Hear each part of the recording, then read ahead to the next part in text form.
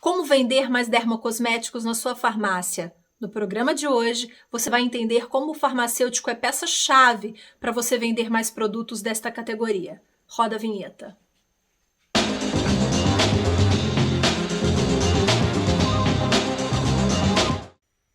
Olá, que bom ter você aqui. Eu sou Viviane Massi, jornalista especializada em varejo farmacêutico. Você está no canal da Ascoferj assistindo ao Ed Farmácia. Toda terça a gente publica um novo programa com um novo convidado que com certeza tem um conteúdo relevante para a sua farmácia. Aproveita que você está aqui, inscreva-se no canal, ative o sininho das notificações, porque o canal da Ascoferj é o melhor remédio para os problemas da sua farmácia. Como aumentar as vendas de dermocosméticos com a ajuda do farmacêutico? Isso mesmo, com a ajuda do farmacêutico. Nossa convidada de hoje é farmacêutica, especialista em estética. Ela defende que a farmácia pode vender muito mais dermocosméticos se tiver o farmacêutico orientando os consumidores no ponto de venda. O farmacêutico esteta, é assim mesmo que se fala, gente, não se assustem, farmacêutico esteta, bem treinado, prestem atenção, bem treinado, pode vender muito mais, pode fazer a sua farmácia vender muito mais. Nossa convidada de hoje é a Luciana Colli, farmacêutica industrial, esteta e professora. Luciana, muito obrigada pela participação aqui no programa.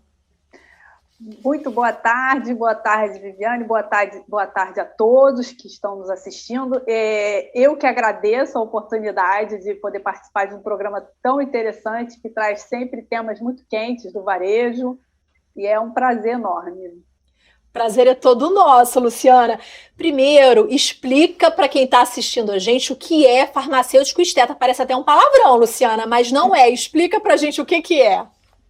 Então, na verdade, assim, é uma especialidade farmacêutica, né? A área de estética, ela tem a atuação de diversos profissionais, ela não é privativa de um determinado profissional, e na área de farmácia, esse profissional recebeu essa denominação, né, de farmacêutico esteta, mas ele tem atribuições e o perfil de atuação dele é um pouco mais amplo que em outras áreas, para outros profissionais, porque muitas pessoas pensam assim que determinados procedimentos estéticos são privativos do médico. Na verdade, nem é regulamentado, né, pelo Conselho Federal de Medicina a estética.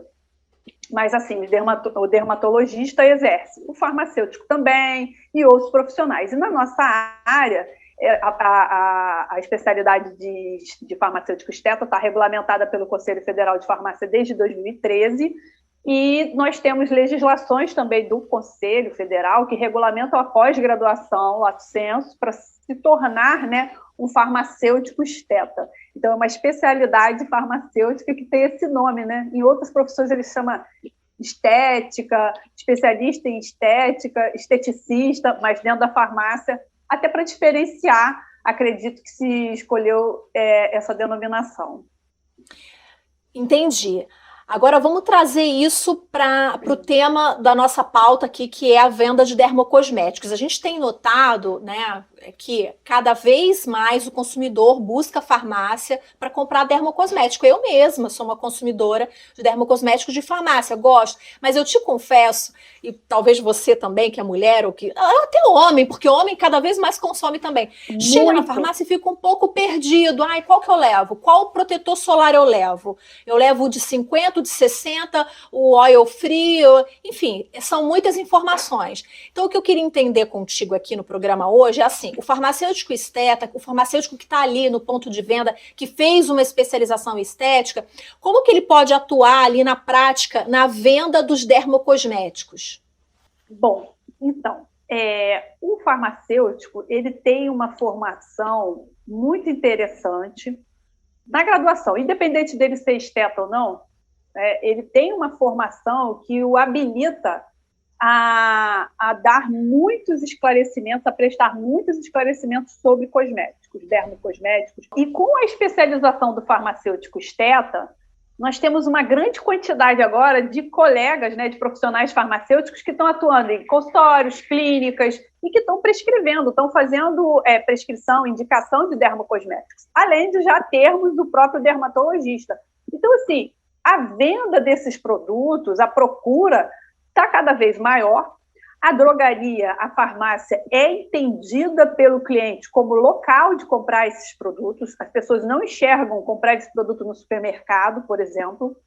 E, assim, as drogarias, principalmente as grandes redes, têm feito uma comunicação de venda muito inteligente, o próprio PDV, o ponto de venda, tudo isso tem sido feito de uma forma muito interessante. A gente conversou sobre isso um pouquinho, porque você falou assim, Viviane, dá para fazer lá algumas como se fosse uma degustação, não sei, algum espaço para o cliente testar um produto, para o farmacêutico olhar a pele do cliente, do consumidor ali, da mulher shopping, para ver o que é melhor para a pele dela. Você está falando de a farmácia fazer mesmo um espaço para que o farmacêutico possa atender essa consumidora ou esse consumidor com mais privacidade, dando mais atenção e fazendo a prescrição de dermocosmético? Você está falando disso? Disso também, tá, Viviane? Eu acredito que isso seja uma excelente ideia. Mas também o que vem acontecendo eu acompanho vários colegas nas redes sociais, WhatsApp, grupos e tudo mais, Instagram, e o pessoal está atendendo, está fazendo estética, né? Tem muito farmacêutico esteta aí. E, poxa, por que não visitar esses profissionais? Por que também não ter na farmácia um espaço? Imagina só que eu seja uma farmácia, que eu já tenho um consultório farmacêutico, ou até eu tenho uma área ali para serviços farmacêuticos. Por que não deixar essa área pronta para a cliente receber atenção? E o consumidor, né, as consumidoras, elas muitas vezes ficam na dúvida, porque existem até produtos de linhas diferentes, de empresas diferentes, com uma indicação semelhante. E aí a consumidora ela fica com dúvida e o farmacêutico, ali no ponto de venda, bem treinado, ele pode fazer uma indicação racional, uma indicação bem feita, que vai deixar a cliente satisfeita, vai fidelizar essa cliente para adquirir dermocosméticos. Até porque, Luciana, os produtos são caros. Sim. E comprar um produto, chegar em casa, começar a usar e descobrir que aquele produto não é o ideal para a sua pele e você deixar aquele produto na gaveta é muito frustrante. E essa consumidora pode pensar assim, caramba, eu não vou mais comprar isso na farmácia porque eu compro errado, eu não sei comprar. Então, se ela tivesse uma orientação, é o que você está falando, a fidelização, a chance da farmácia vender mais e ainda fidelizar para que aquela cliente volte ao ponto de venda e compre outros produtos com a orientação do farmacêutico, né? Mas isso Sim. não acontece, né, Luciana? Assim, não é normal que isso aconteça, porque o farmacêutico ele não está voltado para isso, né? Ainda tem aquela ideia de que o farmacêutico está ali para fazer determinadas atividades e não pode sair, está tudo muito dentro da caixinha. Concorda comigo nisso? Concordo. Eu acho, inclusive, eu até coloco aqui que o próprio farmacêutico tem que se lançar nisso aí. Ele tem que mostrar que ele está ali para isso. Por que eu digo isso? Ele tem disciplinas na graduação. Na graduação, nós estudamos cosmetologia. Isso sem fazer nenhum curso adicional, não fazer nenhuma especialização. Nós temos uma cadeira de cosmetologia. Outra coisa, o farmacêutico estuda anatomia, ele estuda histologia, que são os tecidos. Lá em cosmetologia, nós vamos ver pele, cabelo, anexos cutâneos. Então, a gente conhece bem como funciona unha, cabelo, pele. Outra coisa, nós temos química na graduação. Então, a gente entende muito bem, e a própria farmacotécnica. Então, eu entendo, por exemplo, o que é uma formulação de um creme mais oleoso, de um creme menos oleoso, e com os conhecimentos que a gente já tem lá da histologia e da anatomia, eu sei que, por exemplo, uma pessoa com a pele muito oleosa, com a pele do rosto muito comedogênica, ou seja, com muita tendência a cravo, eu tenho que orientar esse paciente a usar um produto que já seja oil free, ou seja, livre de óleo. Então, é uma questão realmente do próprio profissional se mostrar, criar essa oportunidade. Ele tem a formação, ele está ali, e estudar um pouco, né? Fazer um curso, ler sobre os produtos. E a farmácia, o dono da farmácia, dar essa possibilidade também. Sim. Porque às vezes o farmacêutico quer, mas o proprietário acha, não. Então, quer dizer, o farmacêutico tem que abrir a cabeça dele para isso, mas o dono da farmácia também tem que abrir a cabeça dele para isso. Exatamente, ambas as partes. E não é possível, assim, eu já tive farmácia, né? Eu já fui proprietária de farmácia, e o que a gente quer é isso. E na época que eu tinha farmácia, eu fazia muita orientação, E tinha cliente que me esperava. Às vezes eu voltava do almoço, tinha 2, 3 pessoas já me esperando para conversar sobre isso. E retornavam, porque eu fazia esse ajuste da formulação para eles, a indicação. Se você está gostando dessa conversa com a Luciana, deixe o seu like, compartilhe o conteúdo com a sua rede de contatos, porque é um assunto muito bacana, muito relevante para fomentar, para fazer a sua farmácia vender mais. E eu vou colocar aqui em cima o link de uma entrevista que eu fiz com o Marcelo Fernandes, também sobre esse tema dermocosméticos. Assim como a Luciana, o Marcelo traz muitas dicas para a farmácia vender mais essa categoria de produtos, que é uma categoria premium, né? Premium, onde a gente fala dessa maneira.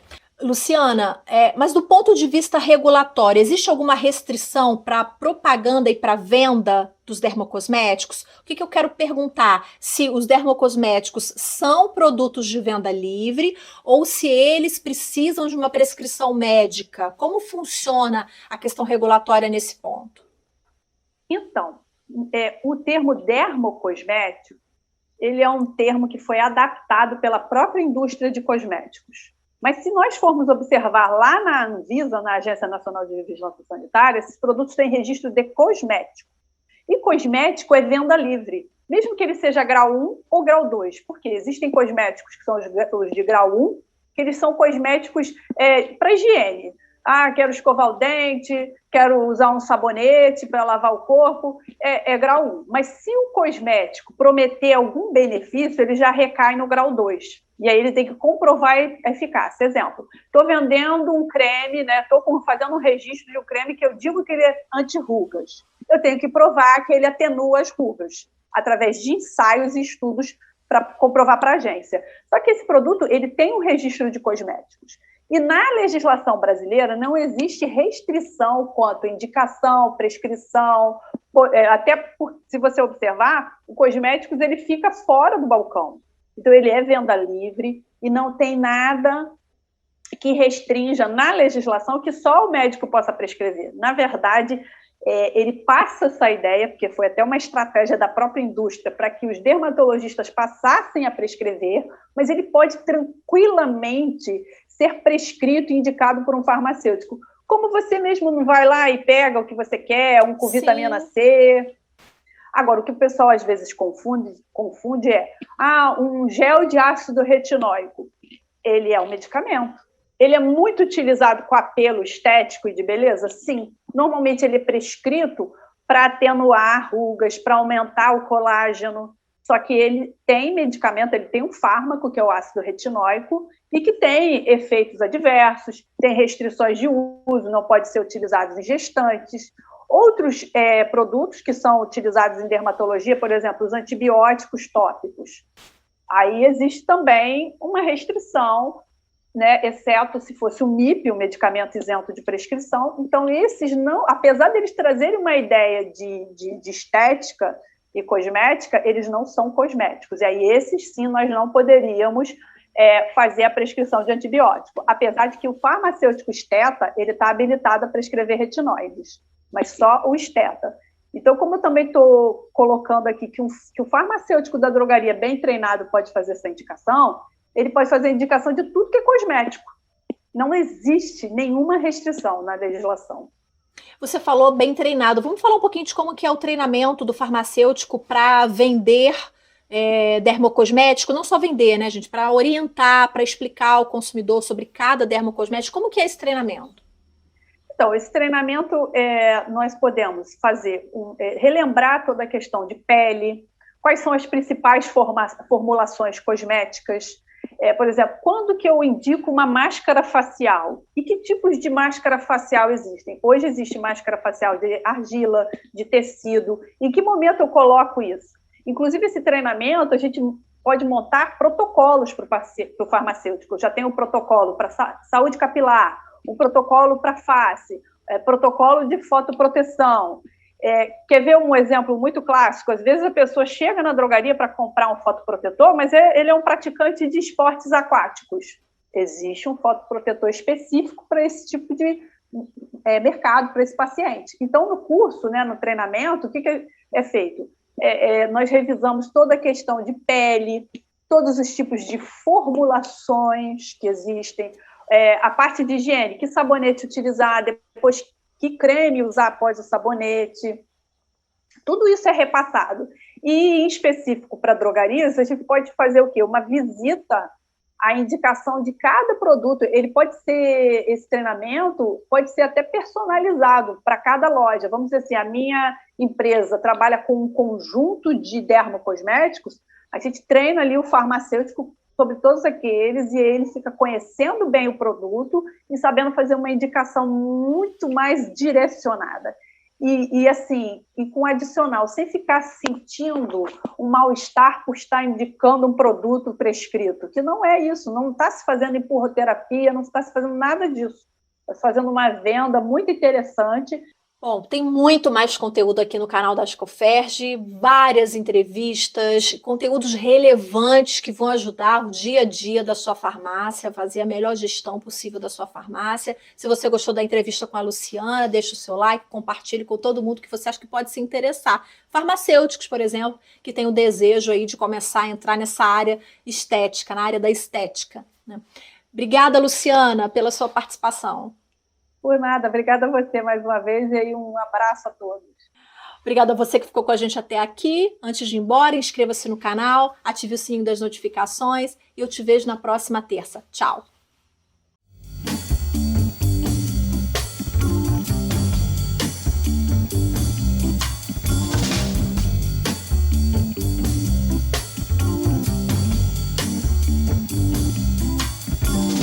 Raindrops fall